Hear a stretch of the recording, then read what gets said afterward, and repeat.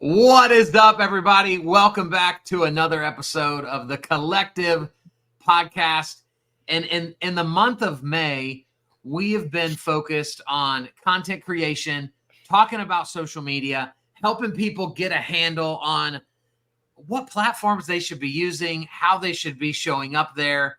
And Shane, we've got a special man with us today. Dan Smikoska. Voted 40 under 40. Y'all know I've never won a professional award in my entire life. So whenever I am hanging out with you two, y'all make me sick because y'all remind me of everything I'm not.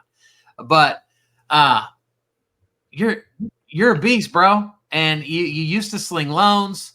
Then you realize this passion you have for marketing and you're really good at it. And so now you're helping lenders and mortgage companies better themselves online, getting in front of the camera. Dan, welcome to the show, my friend. Thank you, man. Good to be here. So we need a sound effect or something. We need claps, we do. I need to get a cool soundboard with buttons. That'll be once people start paying us money in the collective, that's what I'm going to buy first.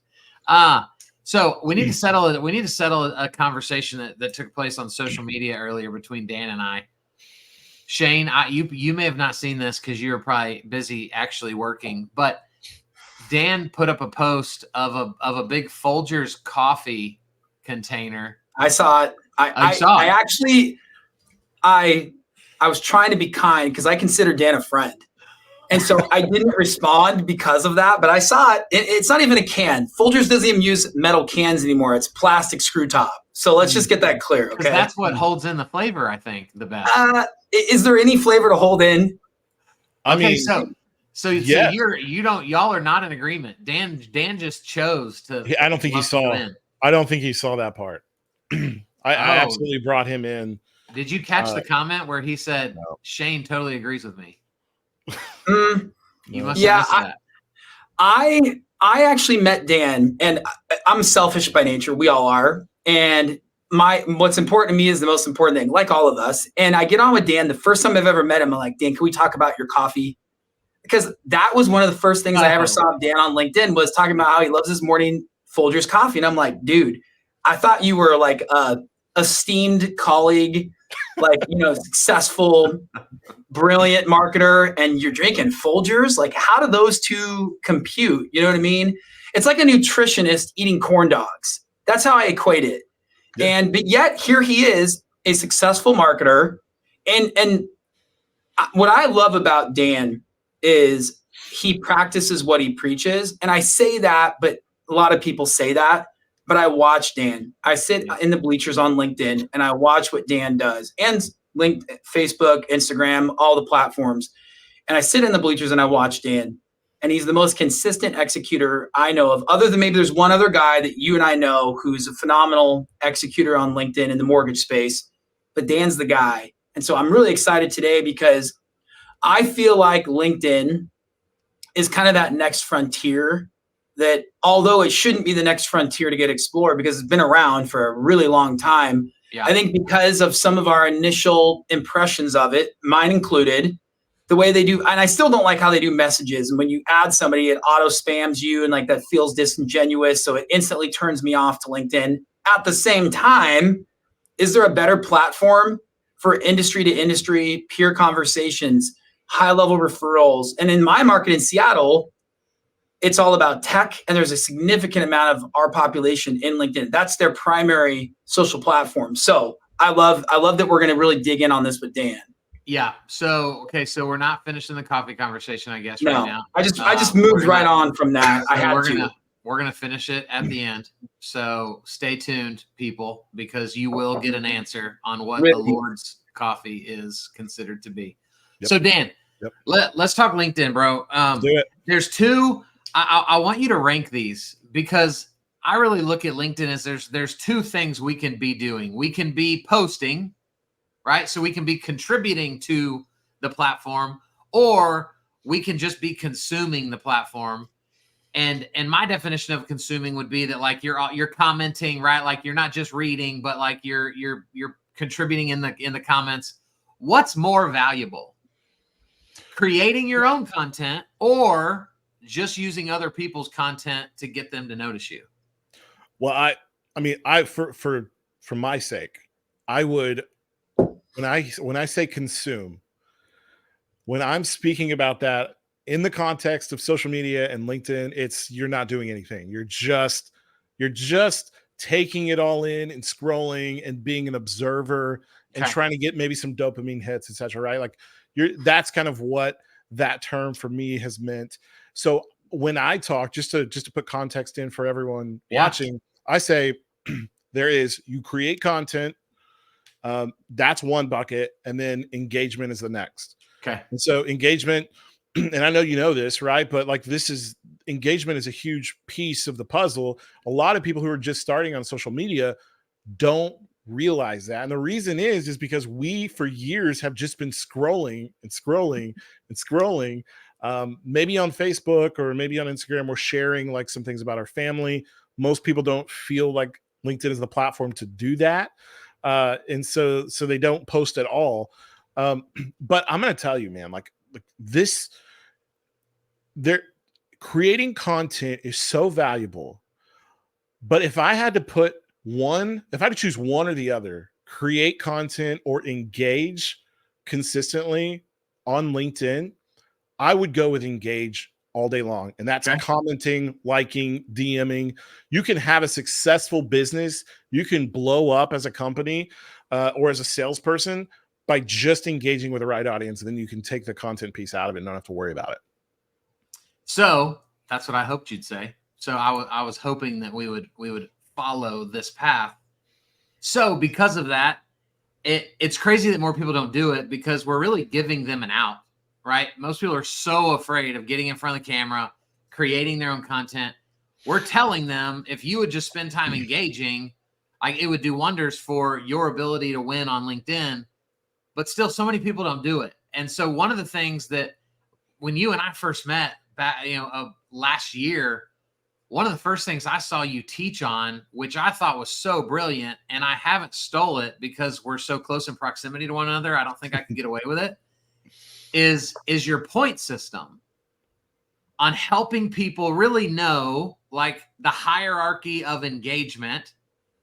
And then that kind of baseline of like, this is what a minimum a day should look like. And so can you kind of talk us through like what that point system looks like that you developed? Yeah. So it's pretty simple and it's purposefully that way. Right. There's so many questions on like, how do I engage? What do I even do? And so the point system was kind of like born out of that. And the way that it works is like you choose a number. All right. I put 20 as sort of the baseline number for everybody just to keep it consistent, but like start with a little bit lower or start higher, whatever it is. Start with a certain baseline number. So we'll go 20. All right. And then the goal is let's engage with our ideal audience. All right. Not just anybody. Let's just try to be intentional with who we engage with, like who we're going to network with on social. So like for LinkedIn, for example. So what I do is I have like a weighted score for like different pieces of engagement, right? Like, and so if you look at the most productive ways to engage, it looks something like this. Like the minimum to get into the engagement game is liking someone's post. All you got to do is click a button. You like it. And then, from there, it would be commenting on someone's post. I mean, that's taking it to the next step. People really appreciate that. Like it's huge. And depending on what you say, you can just support their post, or you can even like offer some insight on your own, like of what you think, your perspective of it. Not selling, right? Just supporting. Yeah. And then, like there's DMs. You can get into the DMs, direct message the person. And it's just a really great way to kind of take that conversation offline, to agree, like just not like in front of everyone, and just say, hey, listen, like appreciate your support, appreciate the comment, or great point. And so what I've done is I've said, all right, let's weight these scores. And so liking a post is 1 point. Commenting on a post, you get 2 points. DMing, direct messaging someone, you get 3 points. And then scheduling like a Zoom call or something like that, where you get on one-on-one with that person, that could be 4 points, right? And so the point system is, how many points can I get for the day? All right. So I can go like 20 posts and then I get my 20 points, or I could go and comment on 10, right? And I get my 20 points, or I could do a variation. I can add, I could do a Zoom call and I could do some likes and I could do some comments, but that's the point system. And then you just try to hit your goal every day. That's it. Sounds so simple. So the real question to me becomes, because we all have our own opinions as to why this happens, and you guys, y'all have all these fancy cameras, y'all can't even get them to work. I'm over here with my basic webcam and looking back on. Battery exhausted. You got webcam. You just have webcam envy, dude. So Kyle, I think one of the things that's so important is, so I'm taking notes on this, not only for just because it's interesting, but I want to share with the collective community. But you like something, you get a point. You comment, you get 2 points. Direct message, you get 3 points, right? Yep. So what's so interesting about that is what really I feel like should be in addition to this, and Dan, I want to touch on this. If you do it one time, all 3 of those are really like 0 points, or cut it in half, right? Because if I like something one time, it has no long-term benefit.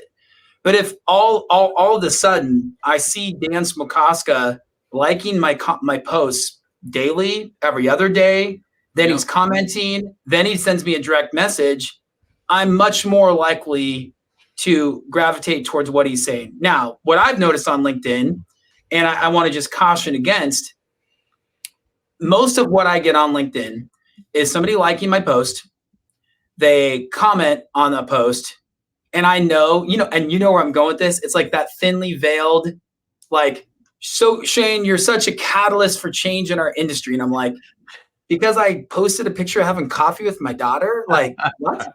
What? And then they reach out to me in a private message and they go, Shane, and it's ChatGPT. Right. And it's like, I know that you, as an esteemed entrepreneur of high quality and character, that are going to gravitate towards this, incredible offering I have for you. And I'm like, dude, you don't know me, right? And so one of the challenges I want to give to people is, when you're doing this engagement point system,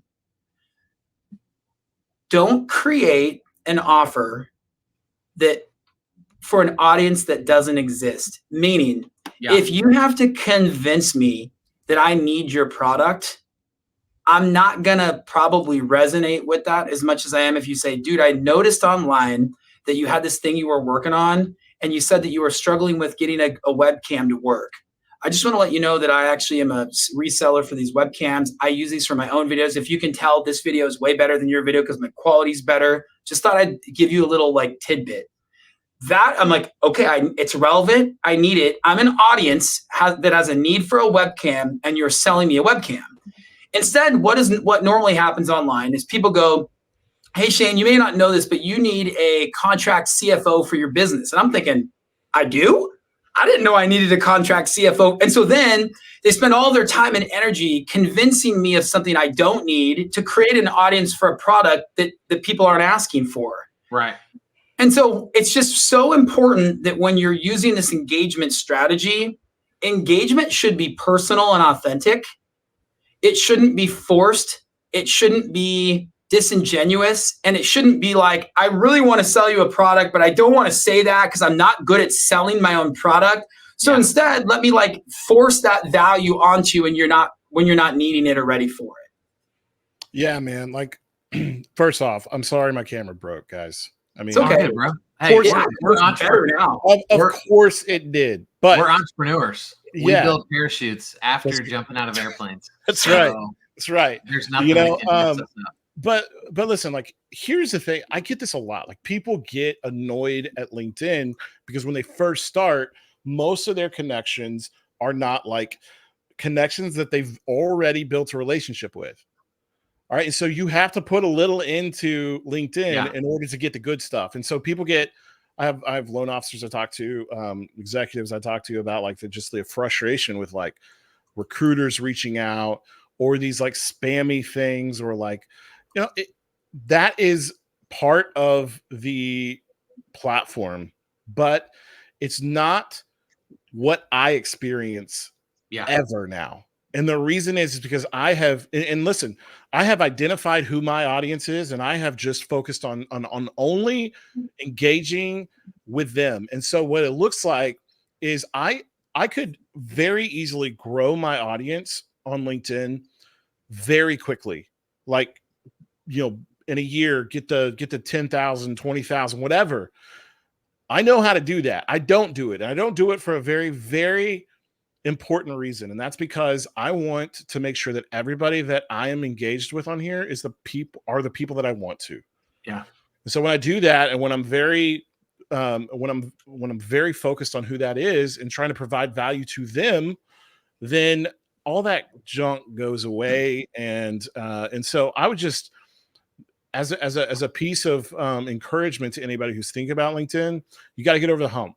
Like, you just got to kind of push through the garbage, and what you'll see on the other side is a pretty game-changing, incredible platform that will boost your business in ways you never ever thought possible. Dan, what you just said to me is the same people that would say, like, oh, I hate Facebook because it's so political. Yeah. And it's like, whoa. You see what you want to see. So, like, if you don't want to see politics, you can get rid of all the people that say political things on Facebook. Exactly. And then all of a sudden, your feed is all rosy and fun and playful. And so it is what we make it to be. Yep. And there's no magic bullet. But, man, you are making me a believer in, like, LinkedIn's moved up to my second favorite platform. When I used to just go, well, I post there because I have it, like, I don't really do much there. Yeah. But you've made me a believer in it, because it's so true that with a little bit of intentionality, like, it will pay you back so much more. You just used a word, and I gotta cut in, because you guys are talking about something without saying it. Okay. This is intentional design, right? The reality is, when we get on Facebook and we see everybody posting political stuff, we're not intentionally using our time on Facebook. What Dan is talking about is intentionally designing his audience. Yeah. And he's intentionally designing the audience that needs his product. So if Dan is selling how to build an audience on LinkedIn to mortgage professionals, he's not wasting his time with real estate agents. He's not going after financial planners. What do most of us do? We go online and go, I need business. That's not intentional, right? I go, I need business. I need more money. I need more leads. We start spamming. We start, like, it's like you're puking intention out there without any sort of control. Here's an example, I think, that will be relevant for the mortgage industry that specifically goes to intentional design. I bought a home in Palm Springs. I hope you both will join me there one day. And I bought it using an investor-only loan called a DSCR loan. I'd never, ever engaged in learning about this program. It's amazing. It's no income qualifications. It's like all you need is assets and credit. And for investors, this is your product to buy short-term and long-term rentals. So take this to LinkedIn. If I want to sell that product, I'm not just going to go add everyone in my local sphere. I'm going to go find groups on LinkedIn specific to real estate investors. And I'm going to intentionally curate and design my posts, my articles, my engagement around that audience. If I do that, I'm probably going to see people saying, hey, great new market opening up in Palm Springs. You got to jump in on this market. And I'm going to get in like, Dan, that's such a great point. I just bought a short-term rental in Indio. You guys know Coachella Valley. I use this DSCR, incredible opportunity. Then the investors go, I want to buy more homes. I want simple financing. Again, I'm not creating a product for an audience that doesn't exist. I'm intentionally designing my engagement with a product that exists for an audience that needs the product. And that will convert at a far higher rate than, hey man, I know you've never done short-term rentals before, but let me show you how it's like guys sending me stuff on crypto. I'm not into it. It's not going to land well. But if you're into crypto and you have the best crypto tool, I'm buying your product. And so what you guys are talking about is this intentionality behind how you navigate LinkedIn that most people just aren't thinking about. So, Dan, break this down. Like, in this example from Shane, this loan that would be high, like real good, great for investors. It from a communication perspective, is video winning on LinkedIn? Is it just a written post? Is it a written post with a graphic? Is it writing an article inside of the LinkedIn platform? Like, from a content creation perspective, what's the best way for us to communicate effectively? Yeah. So for the longest time, LinkedIn has been really about writing your content, delivering it that way. The same with all platforms. The way that you format your post, but also the quality of content that you're giving is the most important. Are you providing value? And if you're doing that, it's going to help what you create to be seen by more and more and more people. It used to be to where, I mean, like very recently, video content, despite what you would hear from a bunch of people online, video content was not a great engagement tool. In fact, I would run tests where I would do written content with a picture, and a video, and the video was the worst performing piece of content. It was wild. Now, though, they're moving towards getting more video content and pushing more video content. I've seen a lot of people have really good success with video content. But again, you have to really put a lot of effort into making that a quality, not from the production side, but quality content that helps people. And the way that you also need to like position it is oftentimes you can't just write, check this video out and then post the video. You actually have to write a caption that also dives into what it is you're talking about. So the caption itself has to be valuable and powerful as well. The other thing I'll say to people is that over these last, few year, I guess, 6 months or so, it's really kind of moved into this, like taking a picture of yourself, like a selfie kind of picture, or just like you, not a professionally done, like over designed kind of picture and image. It's just like a real picture of you at the end of your post, whatever the content is. You can go check my stuff out. You can see some of the examples, but those do really well as well, because you're getting somebody to see it, but you're getting them to read it as well. So that would be my feedback for anybody looking to create content. What about a guy like Shane that uses the caricature as his profile picture? What do we think about guys like that? Oh man, you want me to hit that right here? Hit it. Because it's funny. I was just thinking about that last week. Yeah. Hit it, Dan. Yeah. So I would not. Right. So I would always put a professional picture of you. And this is where you put a real quality picture, right? I said, hey, don't do that for your post. Do it. Spend the money for your profile picture. And the reason is because here's the thing with LinkedIn. This is the leg up, in my opinion, that LinkedIn has that other accounts or other platforms don't. It's the profile page that you have that is able to function as a sales page. The entire goal is to create content that attracts. You're not chasing people on LinkedIn, you're attracting people. And when they click on your name, they land to your profile. And if your profile is not, really intentional about who your audience is and what their pain points are and how you solve them, not your resume, how you solve their problems clearly, and then build trust in the midst of that, then they're not going to use you and they're going to jump off that page. So let me just give you an example. When you click on somebody's profile page, the first thing they're going to see is that banner image at top. Then they're going to look at your profile picture. Those two things need to get them right away. And so the banner image needs to be clear. It needs to state what you do. But then as they walk their way through the profile, you're giving them every chance to really understand who you are and to build some trust too. So if somebody comes to my site, they're going to see some of those things right out the gate. But I'm going to also put a couple of things in there that maybe they don't know because they might not know me. And I want to establish that I'm not just like a random marketing guy that helps loan officers. Like I've seen those guys a lot. They like maybe I can make money off of loan officers. And so they're not mortgage people that come in, they sell loan officers on some kind of package that really doesn't do anything. And the loan officer is spending a bunch of money. I don't want them to think that that's me. Right. And so I'm going to put, Dan Smokoska helping loan officers win business on social media, 40 under 40 top mortgage pro. All right. That means something. It gives me at least a little credibility. Yep. So they know that I'm a mortgage guy. And so they're going to get those pieces of information that hopefully build the trust as we go. And you got to think of another thing, and then I'll stop talking.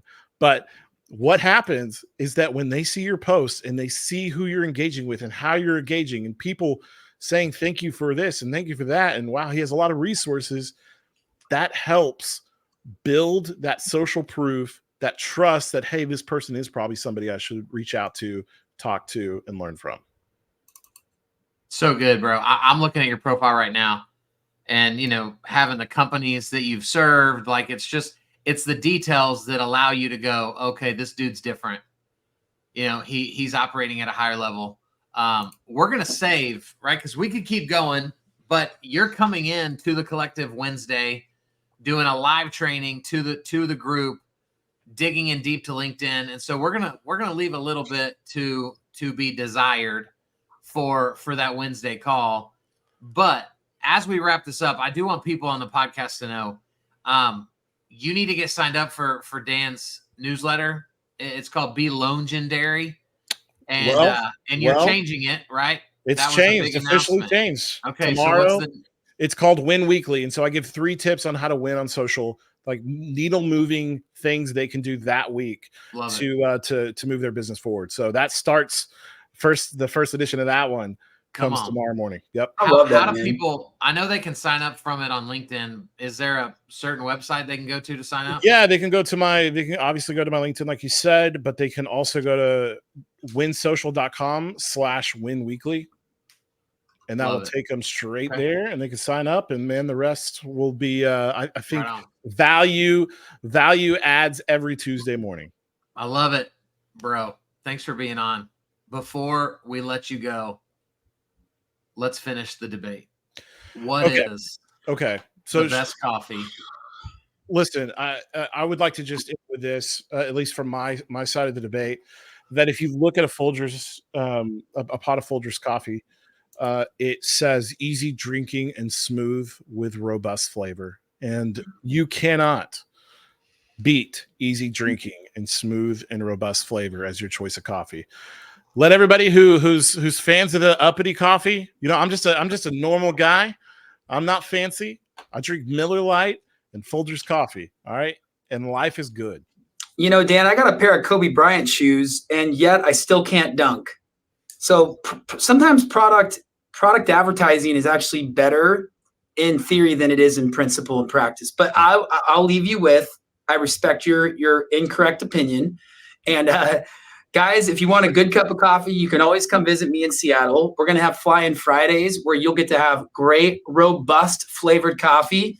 But you know what? At the end of the day, guys, this is such an important conversation. And so I love that we're able to sit here and say, what should I do differently on my own profile? Right. And what's so cool is when you have people that are thinking the same way from a place of generosity. I was just thinking about this last week. I was like, man, I think I should change that. It doesn't fit what I'm doing anymore. Entrepreneurs are constantly tweaking and adjusting the sails. We can't control the winds and the storms and the seas. We can always adjust our sails. Dan, you're an incredible example of doing that and doing it in a really cool way and generously sharing with others. So thank you for being on. Even though you like Folgers, you're still an incredible guy. And, guys, if you ever want to learn more about the Collective, you can find us online. And we do this where we do a live Q&A at the end of each session. And so if anybody is on right now inside our Collective digital community, drop a question for Dan, drop a question for Kyle or for I. If you want to share your coffee loves, that's fine, I guess. But guys, we'll see you on the other side inside the Collective. We have coaching calls now 4 days a week, which is so cool. Yeah. And we do stuff in and outside of the Collective. And it's just such an incredible group of like-minded people, entrepreneurs from all walks of life.